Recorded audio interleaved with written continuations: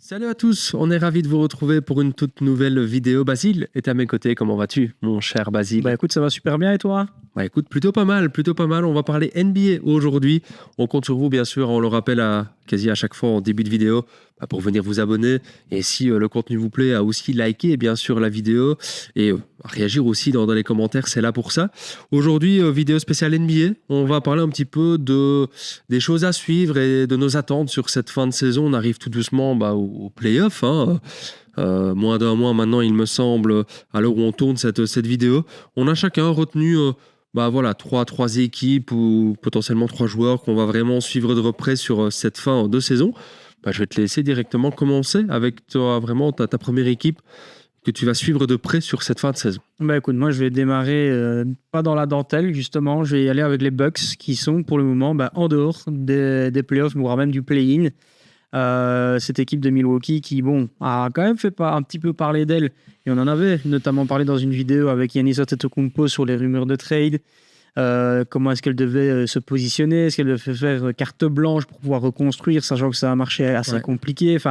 Avec toute une problématique autour de justement cette équipe des Bucks. Et ici, on le voit, t'es pas dans le play-in, t'es pas proche, mais pas loin non plus. T'es à 27-37 au niveau du bilan. Et pour le moment, c'est les Hornets, qui trustent la 10e place en 33-33. Donc, tu as quand même 6 victoires à aller chercher au-delà de ton bilan, en espérant que les Hornets n'en touchent plus une. Donc, il va quand même falloir charbonner côté Bucks. Et moi, c'est surtout ce que je me pose comme question, c'est pour le après. Imaginons, on aurait une campagne de playoffs sans les Milwaukee Bucks, avec un Giannis Antetokounmpo en forme. Quid de la saison prochaine? On a eu énormément de rumeurs autour de sa potentielle présence au sein de l'effectif pour les saisons à venir. On a eu un Giannis plus que rassurant sur les réseaux sociaux en disant, et même dans la presse en disant que non, il veut rester, il veut être fidèle, machin, nanani, nanana. Bon, on en parlait un peu en off, et même de ce qu'on prend comme température à gauche et à droite, on sent qu'il ne faut pas trop que Giannis rentre dans ce jeu-là, parce qu'il peut à un moment énerver les gens, dans le sens où tu as des attentes d'une équipe parce que tu veux gagner, parce que tu es encore dans ton prime, et profiter justement de cette bonne forme pour pouvoir aller au plus loin.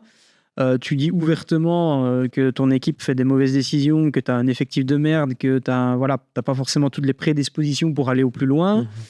Et puis, au final, quand tu es dans les rumeurs pour pouvoir aller quelque part, tu viens dire l'inverse parce que non, tu veux être fidèle.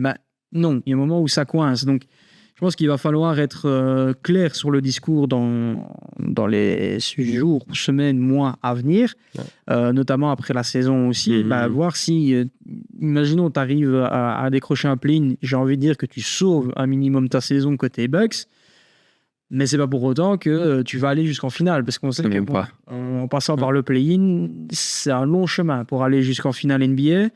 Surtout que tu as quand même des gros poissons dans la conférence Ouest quand même cette saison. Donc je ne pense pas que ce soit la saison où les Bucks vont être champions. C'est clairement pas.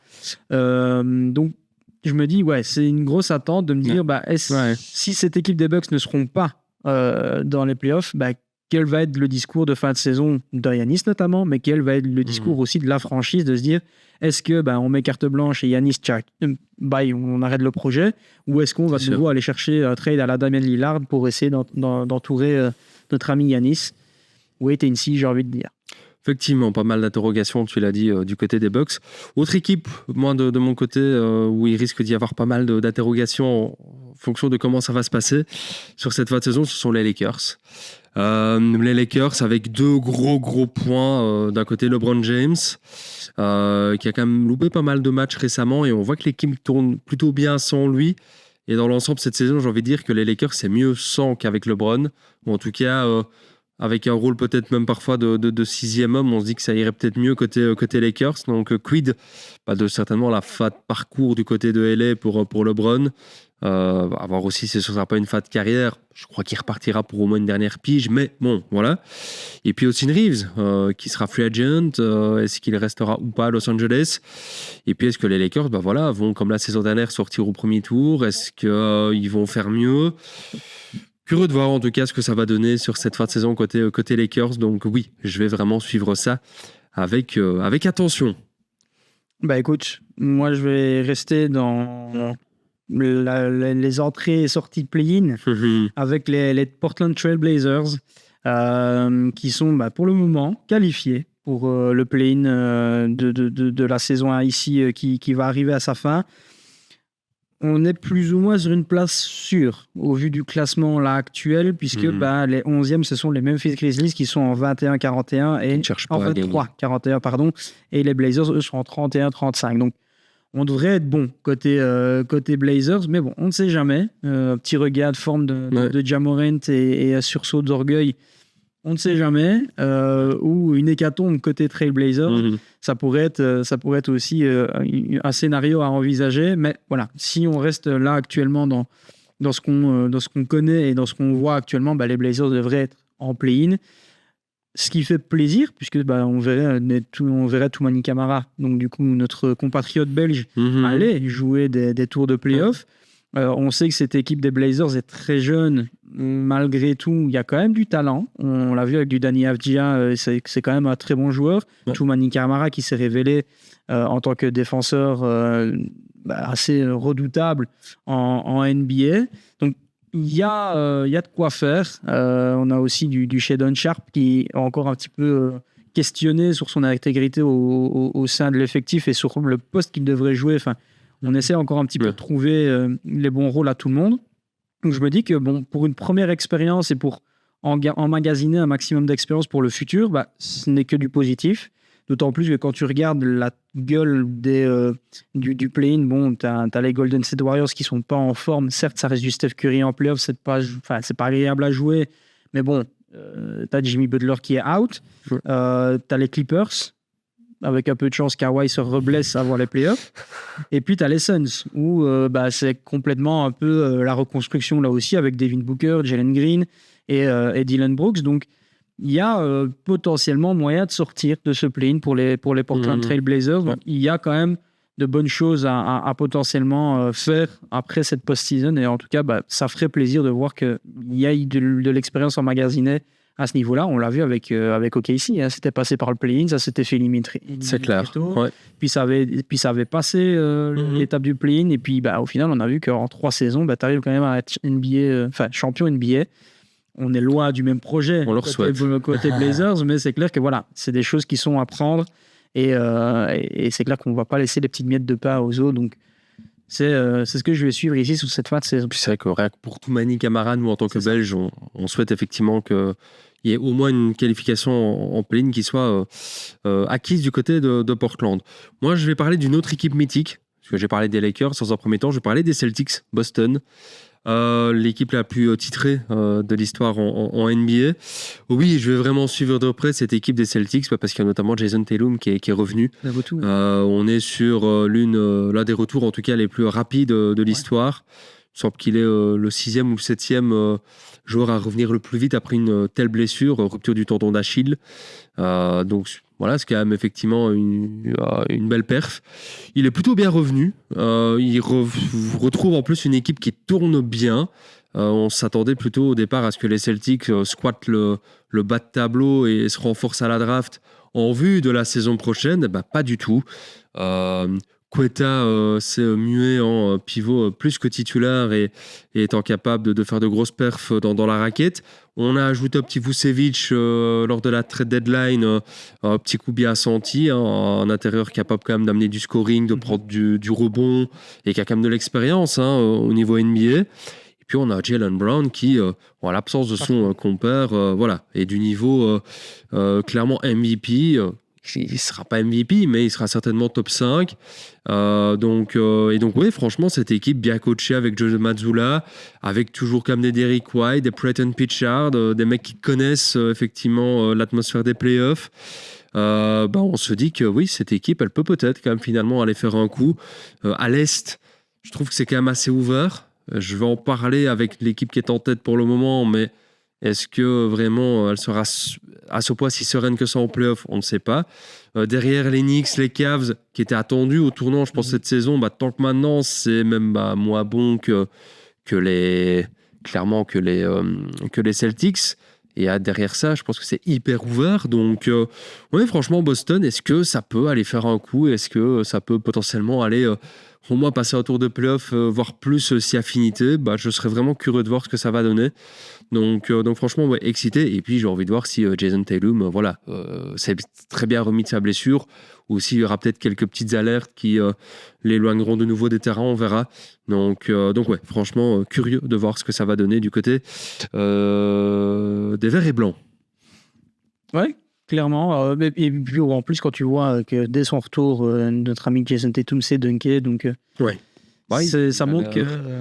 il a l'air bien. Il est en forme. Écoute, moi, c'est le dernier truc que je vais suivre ici pour la fin de cette saison NBA. C'est tout simplement la lutte à la première place en conférence Ouest. On a du coup OKC face aux Spurs. Si en début de saison, on m'aurait dit il y aurait eu une lutte entre les Spurs et OKC, j'aurais pas cru du tout. Je ne m'attendais pas à ce que les Spurs soient aussi forts dès le début de carrière de Victor Wembanyama. Surtout qu'il y a quand même eu, pas la perte, mais l'arrêt de notre ami, je ne tombe plus sur son nom, Greg Popovich, qui donc du coup a passé le flambeau du coaching du côté Spurs. On voit qu'au final, on sent quasiment pas son absence.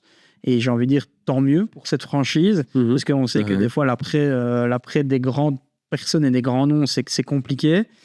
Ici, que du contraire, on voit que cette équipe des Spurs est plus que redoutable, d'autant plus qu'au niveau des match-ups, Spurs, ici, elle est un petit peu en la faveur des Spurs quand même. On a vu quand même des matchs très rassurants de la part de cette équipe de San Antonio face à Oklahoma. Et puis bon, l'air de rien, niveau bilan, on a 51-15 pour les Spurs, avec une winning streak de 6 victoires. Tandis que du côté Spurs, on a 48 victoires pour 17 défaites, donc on est vraiment pas loin. Ça va se jouer vraiment dans une poche. Donc, c'est là où, effectivement, moi, je me dis, est-ce que OKC est si serein que ça en première place? On l'a vu dès le début de saison, ils ont trusté cette première place quasiment tout le temps. Ils ont commencé très fort, d'ailleurs, la saison, avec une série de matchs en étant invaincus, puis avec un bilan qui laissait penser potentiellement à battre le record des Warriors. Et puis, un peu venu de nulle part, on a cette équipe des Spurs qui est montée en puissance, qui s'est affirmée petit à petit durant la saison. Et ça fait plaisir à voir que Wembanyama, malgré, il a quand même connu une blessure la saison passée qui l'a coupé en plein élan. Et de le revoir revenir aussi bien, ça fait plaisir.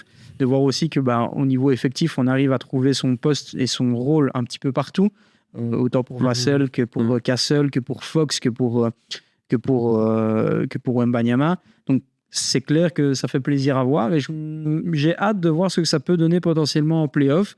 Une finale de conférence Spurs-OKC, je me dis que ça peut vraiment être de la haute voltige et ça peut vraiment être une finale à haute tension. Donc, clairement, c'est ce que je vais suivre ici sur la fin de saison. Puis à voir surtout si même pour les Spurs, si on fait un petit focus sur eux, est-ce qu'ils vont confirmer en play-off? Parce qu'on ne sait pas encore ce que ça peut donner, cette équipe-là, entre guillemets, en play-off. Oui, historiquement, les Spurs, c'est une grande équipe NBA et ils ont déjà été au bout à plus d'une fois, mais sans Popovich, sans Duncan, sans Parker, est-ce que ça peut aller aussi loin? On verra. Autre équipe un petit peu dans le même style que les Spurs que je vais suivre pour finir sur cette fin de saison, ce sont les Pistons, Détroit. Je pars à l'Est. C'est à l'heure actuelle ou au moment où on tourne l'équipe qui est en tête de la conférence Est, mais depuis 2-3 semaines, ça commence un petit peu à tout sauter.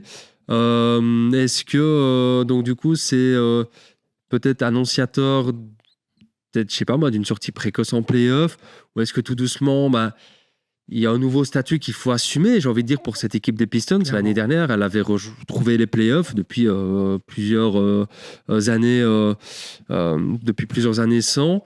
Ils avaient été très honorables, très vaillants face aux Knicks.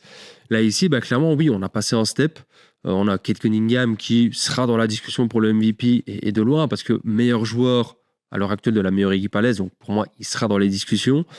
On a un noyau qui est aussi un petit peu comme les Spurs, c'est tout doucement bien construit, où on a trouvé vraiment les bonnes match-up, où on a aussi de l'expérience avec, là par exemple pour le coup du Tobias Harris, on a des jeunes aux dents longues, je parlais de Cade Cunningham, mais on pourrait parler de Duran aussi. Enfin bon bref, il y a vraiment pas mal de bonnes choses. Maintenant cette saison, tu vas te ramener en play-off potentiellement avec le first seed, avec une pression qui sera nouvelle pour ce groupe. Qu'est-ce que ça va donner ? Et j'ai envie de te dire qu'on n'attend pas à ce que ça passe en tour. Là, on en attend à ce que ça aille au moins en finale de conf, voire peut-être même en finale NBA. Surtout quand on regarde un petit peu, j'en parlais avec les Celtics, quand on voit un petit peu la gueule de la conférence Est. Oui, c'est vrai qu'il y a les Celtics avec du Tatum et du Jaylen Brown, mais quand on prend un petit peu le roster au début de saison, on n'imagine pas une seconde que les Celtics peuvent être un candidat pour le titre. Les Knicks et les Cavs qui étaient attendus sur base de ce qu'ils ont fait la saison dernière, quand on voit un petit peu comment ça se passe en régulière, oui, il y a des soirs où ça va, mais il y a des soirs où ça ne va pas trop. Et puis du côté de Cleveland, on a misé sur James Harden, mais est-ce qu'on peut vraiment s'attendre à ce que Harden cartonne tout en play-off ? Non. Les dernières années, c'est pas le cas. Et j'ai envie de te dire que derrière ces équipes-là, il y a Orlando, il y a peut-être les Sixers qui, dans un bon soir d'Embiid ou de Tyrese Maxey, peuvent faire un coup, mais bon, il n'y a pas non plus des cas d'or comme à l'Ouest où les 7-8 premiers peuvent potentiellement prétendre à au moins passer un tour en play-off. Donc oui, des trois, moi je vais vraiment les scruter de près, les suivre de près, parce que qu'est-ce que ça va faire en play-off ? Et est-ce que cette équipe peut assumer son nouveau statut ? On verra. Curieux vraiment en tout cas de voir ce que ça donne. Et puis Cade Cunningham, là aussi, à titre individuel, est-ce que c'est un joueur amené à être peut-être MVP dans quelques années ? Et est-ce qu'il a est-ce qu'il est de ce calibre-là ou pas ? Je pense que la fin de saison va aussi un petit peu nous donner quelques éléments de réponse. Ouais, clairement. Et puis je vais encore faire le parallèle avec OKC, mais dans le récent, ça a clairement été ça. OKC avait déjà mené aussi une saison régulière et puis avait déçu fortement en play-off à ne pas atteindre les finales de conférence. Donc, c'est pas surprenant de voir une équipe qui casse tout en régulière se péter les dents en play-off et se faire éliminer assez précoce, de manière assez précoce. Donc, c'est clair que c'est pas... il faut faire attention, clairement, côté Pistons. Maintenant, c'est pour moi aussi, là, de nouveau, de l'expérience à prendre pour eux. Essayer d'aller un peu plus loin que ce qu'ils ont pu faire la saison passée et de passer au moins un tour et effectivement, au moins minimum, aller atteindre les finales de conférence. D'autant plus, comme tu le disais, c'est assez ouvert quand tu vois... c'est les Knicks qui sont en 3e position. Alors oui, tu as du Jalen Brunson et du Karl Anthony Towns qui peuvent exploser dans une série. Mais on l'a vu tout au long de la saison, on commence tout doucement à se poser des questions sur l'effectif des Knicks. Est-ce qu'il est si bon que ça ? Est-ce que Karl Anthony Towns était le bon choix ? Est-ce que Jalen Brunson, au final, est le bon pari aussi ? Donc, il y a quand même pas mal de choses qui sont en train de tourner. Et puis, quand tu regardes, Cleveland, on se pose de nouveau des questions autour de Donovan Mitchell, de Garland. Donc, il y a une fenêtre de tir à aller chercher pour les Pistons, en tout cas pour aller performer. Ça, c'est clair et net. Maintenant, je t'avoue que s'ils sont en finale NBA, je serai le premier surpris. Mais je leur souhaite. C'est clair que ça pourrait congratuler une très belle saison de leur part. En tout cas, vous l'aurez compris, on va suivre ça avec attention. Dites-nous, vous, dans les commentaires, qui vous allez suivre de près sur cette fin de saison. Et d'ici là, on se retrouve très vite pour de nouvelles vidéos. Salut à tous. Ciao.